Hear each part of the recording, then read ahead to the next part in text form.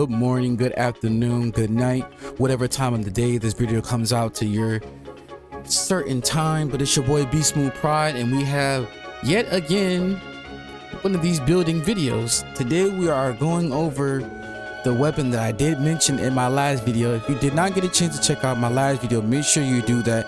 In the last video we went over basically what the structures of builds are for with certain weapons and what it could fit to the certain weapon that I was using, which was the dual wielding. And if you didn't check that video out, make sure you go do that, because that video is very important in explaining to you how all these weapons are set up.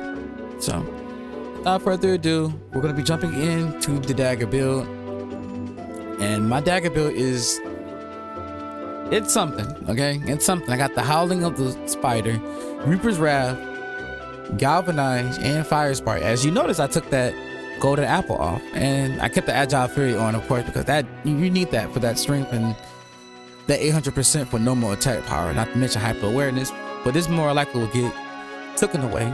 But we also added Detect Weakness, which gives you that plus 5% on that critical rate. And we also have that Nimble Foot, which you can dodge like the wind, increases your evasion to plus 15%.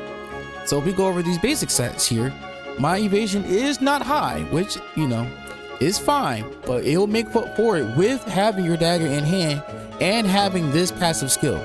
So remember that no matter if this is low, this route here will make up for it. For that 15% will take you a long way, because mainly on this build I was focusing on evasion and my strength, because you have to be able to get good attacks.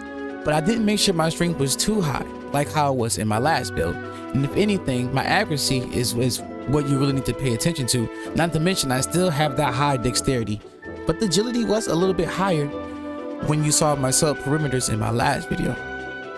So that's a good start.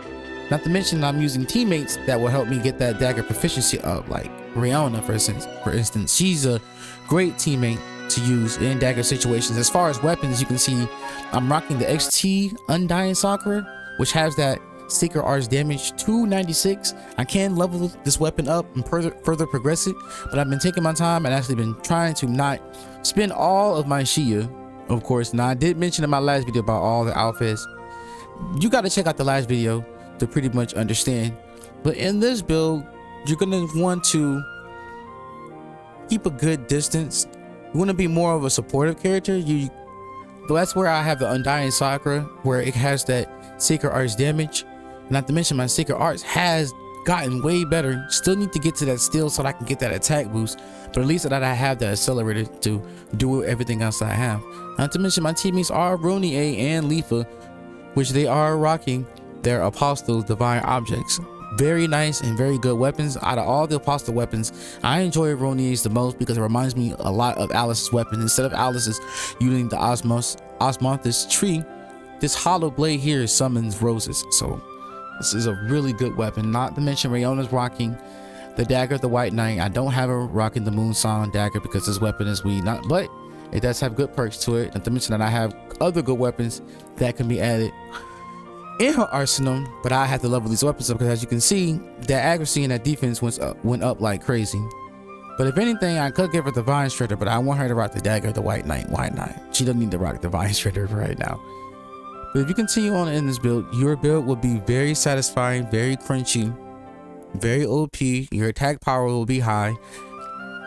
But what really makes this build really satisfying is when you have that Detect Weakness, hopping in to where you're just gonna slash and dash on people all day.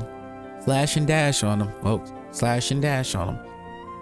You do good with this build, your build will look pretty steady, pretty calm, and pretty decent. Let's go ahead and run through some of these raid bosses real quick to show you some examples of what you can possibly do with this build. Also, I am running the X skill for Scout, of course, because yeah, it has that dagger icon right there in the corner. So let's see what these bosses can do against us.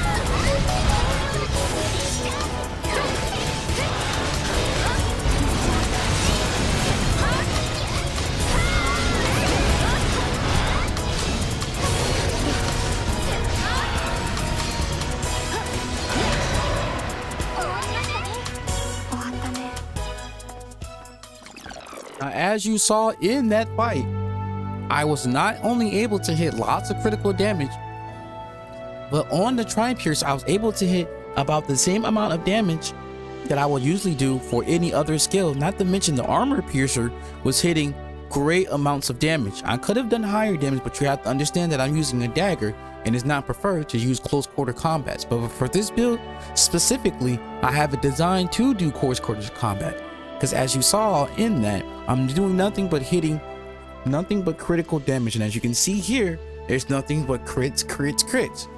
And that's what you want to aim for in this build. That's where Agile Fury comes into play too, because it adds on to that extra boost for those attacks, so you can hit those attacks to hit critical to add on to that 800% for the normal attacks. So you use those combinations correctly, and consumably you can have you a great early build for daggers. Like I said, this is my preferred build. You don't necessarily have to run this build. Like I said, this is not a main build. There's other builds I can work around or add to this passively and combat skills wise, but I'm not going to tweak with this right now. This is the build that I'm going to go to right now. So like I said before, you should definitely hop on this build, get on this build as much as you can, get the damage you can do, get all the damage you can get done. And if you use this build early on in game with the dagger, then you can become a great dagger main, to where you can max out your proficiency quicker than what you usually could. So without further ado, for the next video, we're gonna probably take on some more builds, or we're just gonna probably do some grinding on the live stream. Doesn't really matter what we do. We have open options. But as far as builds, we're gonna definitely go to a fan favorite build, which is the rapiers. Yeah, I was gonna automatically do the rapiers anyway, because I'm a huge fan of Asuna, and I have a crazy skillful Asuna build that's gonna go out here and wreak havoc. But without further ado, if you enjoyed this video, make sure you smash the like button, subscribe if you want to see more content, also hit the bell if you want to keep up on the notifications on when I upload.